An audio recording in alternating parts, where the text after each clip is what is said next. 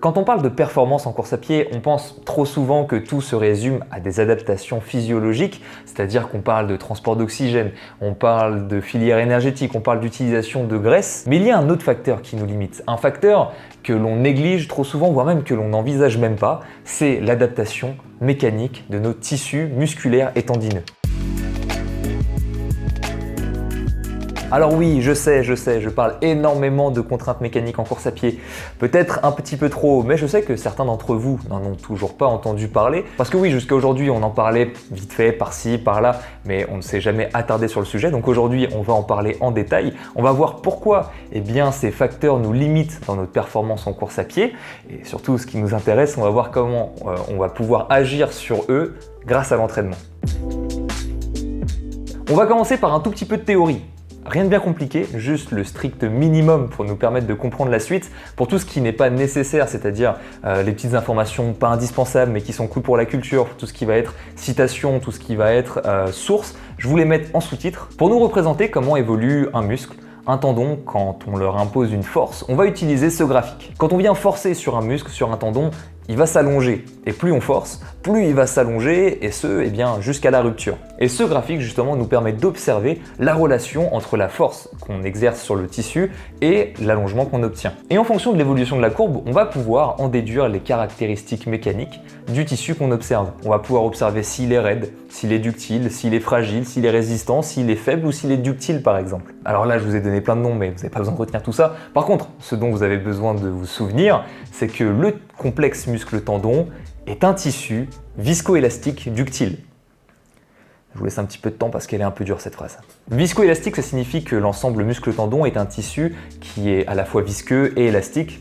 Logique. Et les tissus viscoélastiques en comparaison avec d'autres types de matériaux, quand on leur impose une force, ils vont répondre différemment en fonction de l'amplitude, en fonction de la vitesse, en fonction de la durée, ou bien en fonction du nombre de répétitions qu'on leur impose. Donc le complexe muscle-tendon est viscoélastique, ça on vient de l'expliquer, et j'ai dit aussi qu'il était ductile. Alors oui, le mot ductile, c'est vrai qu'on l'utilise pas tous les jours. Ce que ça signifie, c'est simplement quand on impose une contrainte à un matériau, il vient se déformer. Et justement, cette déformation dans un matériau ductile, elle va être en deux temps. Dans un premier temps, il va y avoir une phase qui est dite élastique, qui est une phase de déformation qui est réversible. C'est-à-dire que quand on supprime la force, le tissu, le matériau, revient à son état initial. La deuxième partie, c'est quand on vient commencer à tirer un petit peu plus fort, d'une déformation qui était à la base élastique, donc réversible, on va venir vers une déformation qui est plastique, donc qui va devenir irréversible. C'est-à-dire que quand on supprime la force, à ce moment-là, le tissu ne revient pas à son état initial parce que, il a subi des lésions. Alors évidemment, les lésions sont plus ou moins graves, ça peut être des petites courbatures, ça peut être une élongation, ou bien, ça peut aller jusqu'à une déchirure partielle par exemple. Donc ça paraît très abstrait, ça paraît très théorique, on n'est pas sûr de savoir où est-ce qu'on veut aller, mais ce qu'il faut vous dire, c'est qu'en course à pied, à chaque foulée, à chaque fois qu'on va poser le pied par terre, nos muscles, nos tendons vont subir des contraintes mécaniques. Et quand on observe comment le muscle, le tendon se comporte, justement sous cette contrainte, en fonction de la vitesse, en fonction de la durée d'une course par exemple, on va pouvoir en tirer énormément d'enseignements.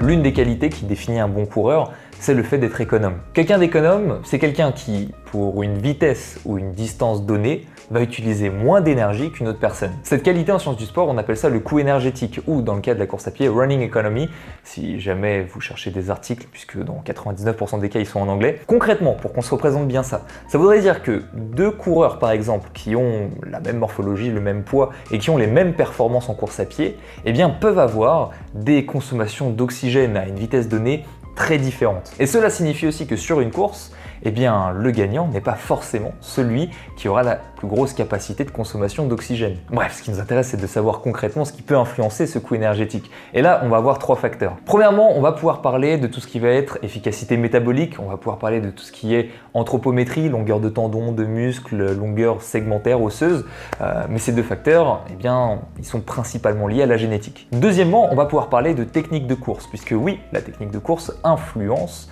le coût énergétique. Ça, on peut le travailler. Troisièmement, et finalement, on va pouvoir parler aussi de propriétés mécaniques de nos tissus. On y arrive. Alors ça fait un bout de temps que je suis persuadé que la biomécanique des tissus joue un rôle vraiment indispensable dans la performance en course à pied, mais jusqu'à aujourd'hui, j'ai toujours eu la flemme de vérifier. Cependant, maintenant que je l'ai fait, je peux enfin vous le dire, apparemment, je ne suis pas tout seul à penser ça.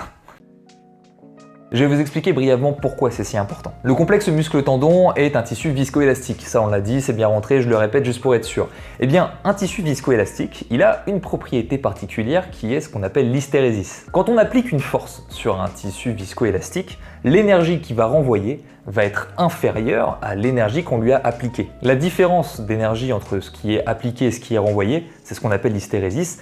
Et cette énergie, eh bien, elle est dissipée, elle est perdue. Le problème, on se doute bien, quand on cherche à maintenir une même vitesse, cette énergie dispersée à chaque pas, il va falloir la compenser activement. Et c'est pour ça que j'ai déjà eu l'occasion dans des vidéos précédentes de définir la performance en course à pied par deux paramètres. Premièrement, par la capacité de nos tissus à restituer de manière élastique l'énergie qu'ils emmagasinent. Deuxièmement, la capacité de nos muscles à créer activement de l'énergie pour venir combler les pertes dont celle de l'hystérésis. Une fois qu'on a dit ça, le calcul est simple.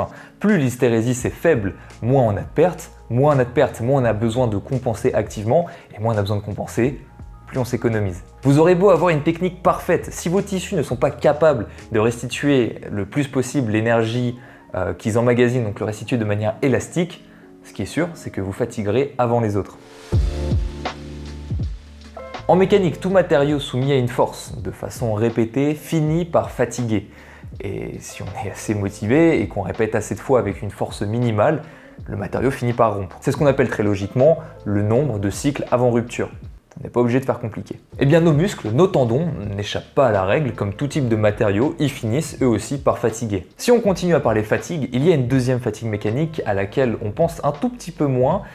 Simplement, le tissu viscoélastique a une autre propriété, c'est qu'il est sensible à la vitesse d'application d'une force. C'est-à-dire qu'en fonction de la vitesse à laquelle on l'applique, eh bien, le tissu sera plus ou moins résistant ou va plus ou moins s'allonger par exemple. Dans le cas du tendon, par exemple, eh bien, plus la vitesse d'application est basse, moins le tendon est résistant. Remettons ça dans le contexte de la course à pied. À chaque foulée que vous allez faire, vos tissus vont fatiguer.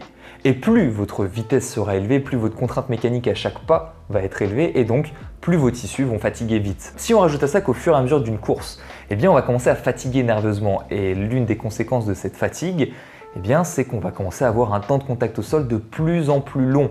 Et si ce contact au sol augmente, eh bien la vitesse d'application de la force au niveau de nos muscles, au niveau de nos tendons, elle va commencer à diminuer. Ce qui aura pour conséquence de modifier d'autant plus les propriétés mécaniques de nos muscles et de nos tendons. Et là où ça devient vraiment intéressant, c'est quand on réutilise les connaissances qu'on a acquises tout à l'heure. Je l'ai dit tout à l'heure, le complexe muscle-tendon est un tissu viscoélastique et donc il vient se déformer en deux temps. Dans un premier temps, au début de la course, il va venir se déformer de manière élastique sous la contrainte, qu'il est largement capable d'encaisser. Cependant, au fur et à mesure de la course, au fur et à mesure que les contraintes vont venir commencer à fatiguer le tissu, au fur et à mesure que le temps de contact au sol va commencer à augmenter, eh bien les propriétés mécaniques des tissus vont commencer à changer, les contraintes maximales que le muscle et le tendon vont pouvoir commencer à encaisser vont diminuer aussi, et d'une contrainte qui était à la base élastique et qui n'avait aucun impact, puisque eh bien, la déformation est réversible, petit à petit, au fur et à mesure que la fatigue s'installe, la déformation va commencer à devenir plastique, la déformation va commencer à devenir irréversible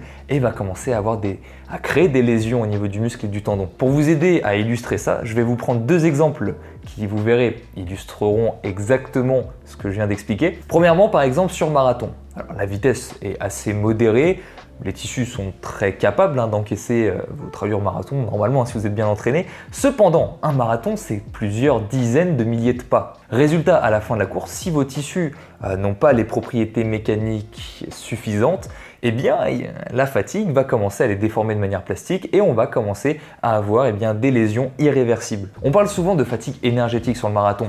On commence à parler de fatigue thermique, de fatigue nerveuse, heureusement. Mais la fatigue biomécanique existe aussi bel et bien. On ne compte pas, et j'en fais partie, le nombre de personnes qui ont terminé leur marathon avec énormément de courbatures au niveau des jambes, au niveau des mollets, voire peut-être même au niveau crampes, peut-être que ça a un impact. Deuxième exemple, je vais prendre l'exemple d'un triathlon, d'un 70.3.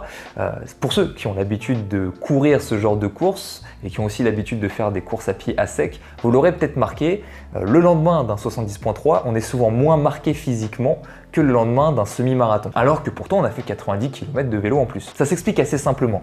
Quand on descend du vélo, on est déjà pré-fatigué physiologiquement, j'ai envie de dire énergétiquement. Donc, résultat, on court moins vite que sur une course à sec. Résultat, même si la sensation de fatigue qu'on a sur la course à pied entre triathlon et course à sec est relativement identique. Dans les faits, sur triathlon, on court moins vite, donc on impose moins de contraintes mécaniques. Donc, eh bien, nos tissus fatiguent aussi moins vite. Si je reprends par exemple ma course l'année dernière à Nice, je suis descendu du vélo, c'est simple, j'étais déjà mort. Il me restait 21 km, j'arrivais à peine à mettre un pied devant l'autre.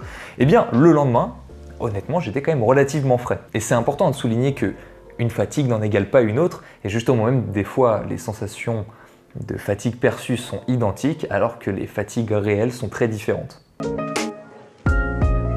Alors, on sait maintenant que nos tissus fatiguent, on sait maintenant que leur capacité à renvoyer de l'énergie de manière élastique est importante, mais si on s'arrête là, ça va pas nous aider plus que ça. La théorie, c'est cool, mais ce qui est encore plus cool, c'est de réussir à trouver concrètement des solutions. Je vais donc vous proposer une liste, alors pas exhaustive, puisque les sciences du sport évoluent, en tout cas une liste qui a prouvé avoir un effet positif sur notre capacité à améliorer le rendement musculaire tendineux, c'est-à-dire notre capacité à renvoyer de l'énergie de manière élastique, et deuxièmement, notre capacité à améliorer les caractéristiques mécaniques de nos tissus pour limiter la fatigue, ou tout du moins à faire en sorte que la fatigue ne limite pas notre performance.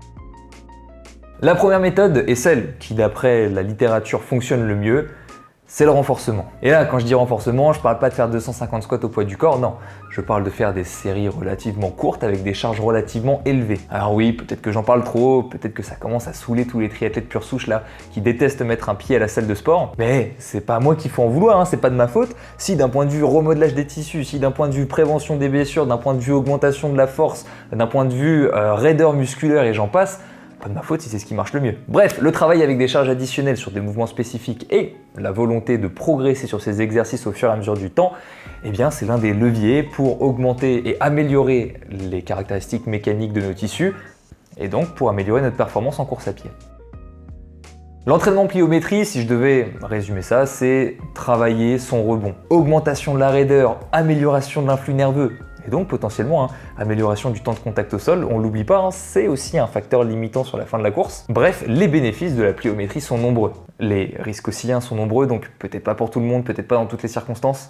Voilà, pratiquez pas ça n'importe comment. Sur le terrain, travailler en pliométrie, en réalité on le fait tous. Dès le moment où on commence à courir, chaque pas est un petit rebond. Dès le moment où on a une foulée un minimum aérienne. C'est pour ça que, ok, on parle de renforcement machin, mais en général, quand on prend des coureurs purs, un minimum doués, eh bien, leur raideur musculaire et leur capacité à renvoyer de l'énergie de manière élastique est déjà bien supérieure à la grande majorité de tous les sportifs, simplement parce que le fait de courir améliore ces qualités-là de manière intrinsèque. Cependant, on peut imaginer que, par exemple, sur une séance de renforcement, isoler un travail en pliométrie va permettre d'avoir des sauts plus grands, donc imposer plus de contraintes et potentiellement entraîner des adaptations aussi supérieures et différentes de juste de la course à pied. On comprend assez facilement que faire 150 squats à vide n'aura absolument pas les mêmes bénéfices que faire 10 squats avec 100 kg sur le dos. Là, c'est la même chose, courir 2, 3, 4 km n'aura pas les mêmes bénéfices que de faire des dizaines de sauts avec une hauteur maximale par exemple.